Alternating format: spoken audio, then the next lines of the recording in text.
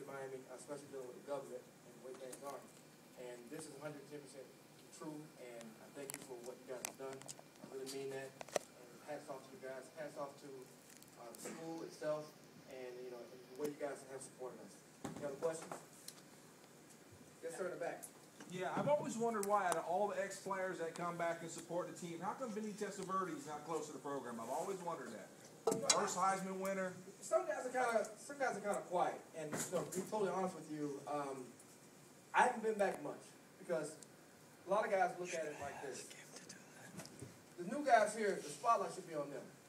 I've only gone to 2 University of Miami games since I've actually graduated from here. And one was because they were inducted me into the Hall of Fame here.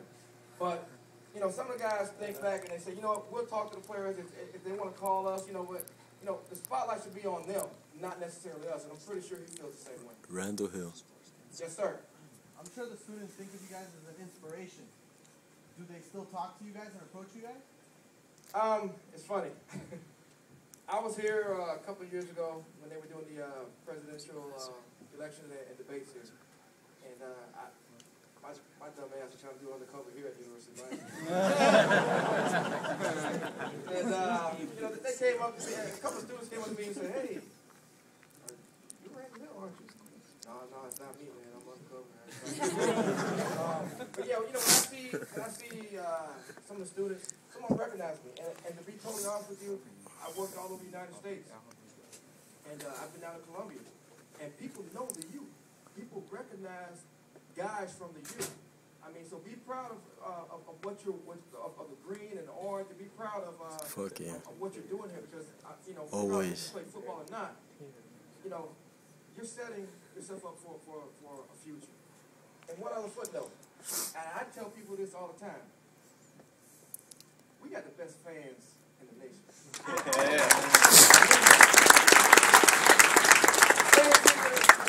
I played in front of we got old people here. I don't want to too raunchy. I can be raw though. But I played in front of 102,000 Michigan. I played in front of LSU's Cajun Raging. But hey, y'all nasty, man. So once again, hats off and thank you for the support for the team now and in the past. Any other questions? Yes, sir.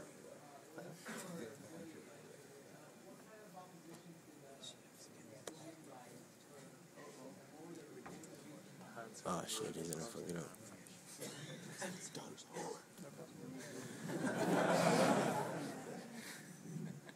Give us the tunnel dance. It didn't work. Caught off guard. The reasoning, they didn't give any reasoning to us when they declined to participate. They have since devised a reason that they have been announcing quite openly and freely to the press. It's not true. It was 100% false. And I would even go so far as to say it was a lie. Because it's not true. So I think what I learned here at the University of Miami is that that's a lie. So they didn't give us a reason. They just said, and there was no, we didn't really need anything from them. We just wanted to interview 3 people who are currently employed by the university. And of course, they have to approve, in order to do an interview. That would be Coach Shannon, Paul D., and Tad Foote. And they said no. And I don't know that it makes any difference in terms of the movie. And we got all the footage we needed. It would have been nice to have Coach Shannon's perspective as someone who was a head coach previously, an assistant coach, a player before that. That would have been a nice angle. We have a lot of guys in the team. I mean, Art Kehoe was a player and then an assistant coach for like 463 years or something like that. He's got 5 rings. We had, I think actually, Cristobal was, he was an assistant coach, I think, year before he went on to be the head coach of the Golden Showers.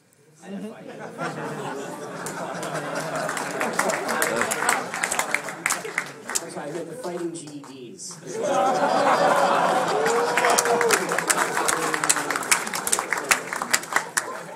Fire Isaiah. No, I'm just kidding.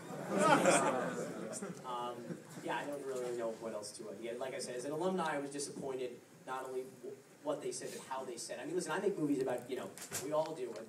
Alfred's like, oh, I want to go to prison and interview this guy who murdered like 400 people, or you want to go to interview this guy who smuggled $2 billion worth of cocaine. And I'm shocked when people actually want to talk to us. So it's not surprising to me when people say no. I expect people to say no. But it's also a question of how you do it. And I did the math, combined all the alumni that worked on this movie. We have over 40 years at the University of Miami. And every time I pay that student loan bill every month and get those 4 emails a week looking for money from the Alumni Association, I'm reminded of how much money that is to spend 40 years collectively at the University of Miami. I'm just a bummer that they behaved the way that they did. But so as alumni, I'm disappointed. I think that Mark Prey and Jackie Menendez should take a public relations course with Robert Hassman. Because I think he's wonderful, and I think he does. He run the public relations department. I think they could probably audit a class for free, can't they? As employees of the university, I think a few remedial PR classes might be in order for them. But the bottom line is, the university deserves better. You deserve better. The team deserves better. Coach Shannon deserves better, to have people who know how to relate to people, the public, alumni in particular. But ultimately, as a filmmaker, as a documentarian, I can give a shit. The movie, I think, turned out pretty well. Yeah!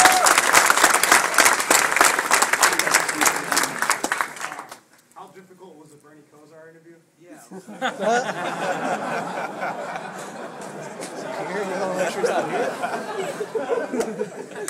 That's fucked up. Well, let me say this about the Bernie Kosar interview. He actually was a sweetheart. We had a great time with him. He came in at 10:30 in the morning.